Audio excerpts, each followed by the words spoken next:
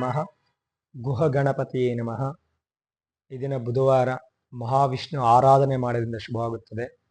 ನಾರಾಯಣಾಯ ವಿದ್ಮಹೇ ವಾಸುದೇವಾಯ ಧೀಮಹಿ ತನ್ನೋ ಮಹಾವಿಷ್ಣು ಪ್ರಚೋದಯಾತ್. ಕಲ್ಯಾಣಾತ್ಮಕ ಗಾತ್ರಾಯ ಕಾಮಿತಾರ್ಥಪ್ರದಾಯ ಶ್ರೀಮದ್ ವೆಂಕಟನಾಥಾಯ ಶ್ರೀನಿವಾಸ ಮಂಗಳಂ. ಮನದಲ್ಲಿ ಮಹಾವಿಷ್ಣು ಶ್ರೀನಿವಾಸನ ನೆನೆಯುತ್ತಾ ಈ ದಿನದ ಪಂಚಾಂಗ ಶ್ರವಣವನ್ನು ಮಾಡೋಣ. ಈ ದಿನ ಬುಧವಾರ ಆಗೋದ್ರಿಂದ ಮೊದಲಿಗೆ ಬುಧದೇವರನ್ನು ಆರಾಧನೆ ಮಾಡೋದು ಉತ್ತಮ. ಪ್ರಿಯಂಗೋ ಕಲಿಕಾಶ್ಯಾಮ್ಯಂ ರೂಪೇಣಂ ಪ್ರತಿ ಬುಧಂ ಸೌಮ್ಯಂ ಸೌಮ್ಯ ಗುಣೋಪೇತಂ ತಂ ಬುಧಂ ಪ್ರಣಮಾಮ್ಯಹಂ. ಓಂ ಬುಧಗ್ರಹಾಯ ನಮಃ. ಏನಿದೆ ಪಂಚಾಂಗ ಶ್ರವಣ ಶ್ರೀ 1946ನೇ ಕ್ರೋಧಿನಾಮ ಸಂವತ್ಸರೆ ಉತ್ತರಾಯಣೆ ವಸಂತ ಋತು ವೈಶಾಖ ಮಾಸೆ ಕೃಷ್ಣ ಪಕ್ಷೆ ಶುಭವಾರ ಬುಧವಾರ. ಶುಭ ತಿಥಿ ಚತುರ್ದಶಿ ತಿಥಿ. ರಾತ್ರಿ 7:30ವರೆಗೂ ಚತುರ್ದಶಿ ತಿಥಿ ಇರುತ್ತದೆ. ನಂತರ ಅಮಾವಾಸ್ಯ ಪ್ರಾರಂಭವಾಗುತ್ತದೆ. ನಕ್ಷತ್ರ ನೋಡೋದಾದರೆ ಬೆಳಗ್ಗೆ ಸೂರ್ಯ ಉದಯ 5:50 ಹಿಡಿದು ರಾತ್ರಿ 9:16 ಕೃತಿಕಾ ನಕ್ಷತ್ರ ಇದೆ.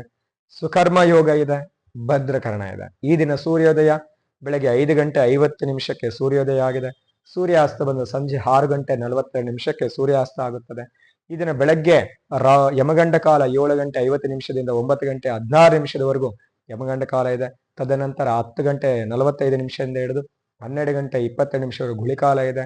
ತದನಂತರ 12ರಿಂದ 1:50 ರಾವು ಕಾಲ ಇದೆ. ಇದೇ ಸಮಯದಲ್ಲಿ ದುರ್ಮೂರ್ತ ಬಂದು 11:53 ಹಿಡಿದು 1 ಗಂಟೆವರೆಗೂ ದುರ್ಮೂರ್ತ ಇದೆ.